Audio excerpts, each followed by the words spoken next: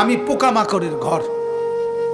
আমার বাপ শুনেন, যুবক আপনারাও শুনেন, আপনারাও শুনেন, কবর কিন্তু নির্দিষ্ট কোনো বয়সে যায় না বাপ।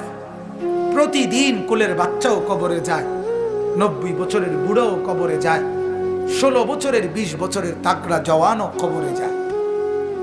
কবরস্থানে সব ধরনের লাশ আছে।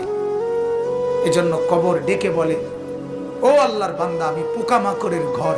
সেই ব্যক্তি যে একটা মশারি ছাড়া, একটা সামান্য মশার কামড় সহ্য করতে পারো না, একটা মশা কানের কাছ দিয়ে গেলে তোমার ঘুম ভাঙ্গা যায়, মশারি টাঙ্গাও, কয়েল জ্বালাও, অ্যারোসল লাগাও, এত কিছু করে তুমি মশার একটা আওয়াজ থেকে, কামড় থেকে বাঁচতে চাও।